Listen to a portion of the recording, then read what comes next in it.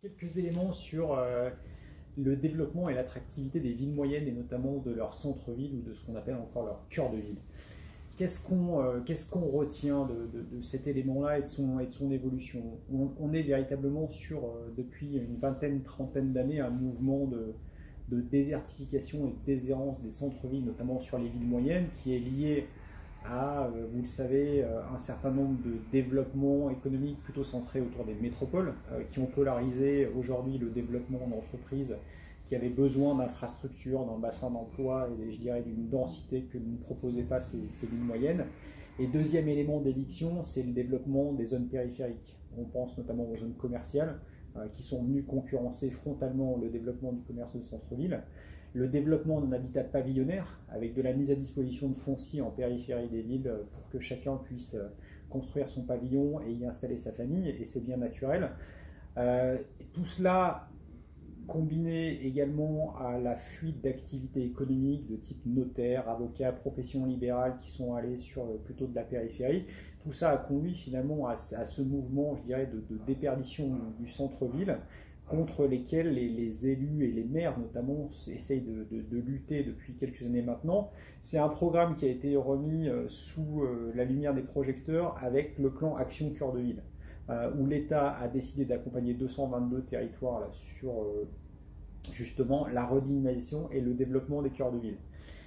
Cette démarche, elle est structurante et importante parce qu'elle met le doigt sur un mode d'action qui n'a pas été suffisamment utilisé jusqu'à présent, c'est-à-dire considérer qu'il faut traiter à la fois le logement pour que les gens retournent vivre en ville et qu'on crée des flux, traiter le commerce également, traiter les mobilités, traiter l'activité économique pour finalement régénérer des flux, faire venir des gens dans ce centre-ville pour réamener un équilibre d'ensemble.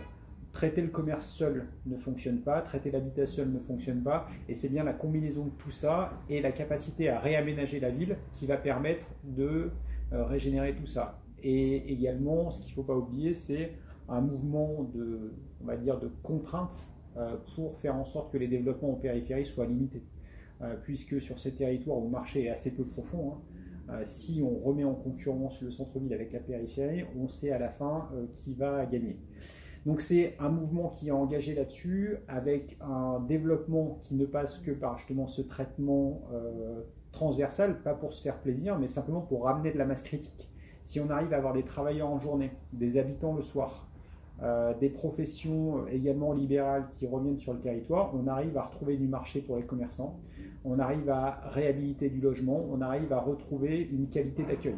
La question là-dessus est comment j'incite notamment des habitants à revenir en centre-ville, alors que c'est plus compliqué de se garer, que les produits immobiliers sont parfois jugés moins qualitatifs que son pavillon en banlieue, et que les services, notamment les services de vie, c'est-à-dire resto, bar, commerce, sont aujourd'hui encore un peu sous-développés car on n'a pas trouvé cette dynamique. Donc c'est le vrai défi aujourd'hui de ces centres-villes ou de ces cœurs de ville qui est de redonner de l'attractivité et de l'intérêt pour que les gens retournent y habiter pour faire revenir le reste de l'activité économique.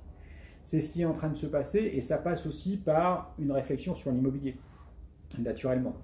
Ça veut dire quoi? Ça veut dire que on va être forcément sur l'immobilier multifonction, qui va mêler de l'activité de service ou de commerce, du logement et de l'activité économique.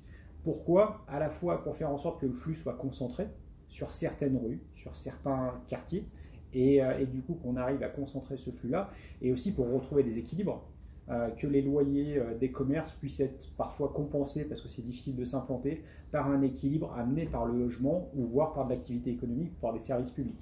Donc on passe de réflexions très classiques avec des modèles commerce pour le commerce, des modèles logement sur le logement et des modèles publics sur le public, qui, si elles ne s'interfacent pas, ne permettent pas de sortir les opérations. Donc on est là dans un bouleversement où le modèle habitat, centre commercial, centre de services publics, à côté les uns des autres, ne permet pas le développement de ces cœurs de ville.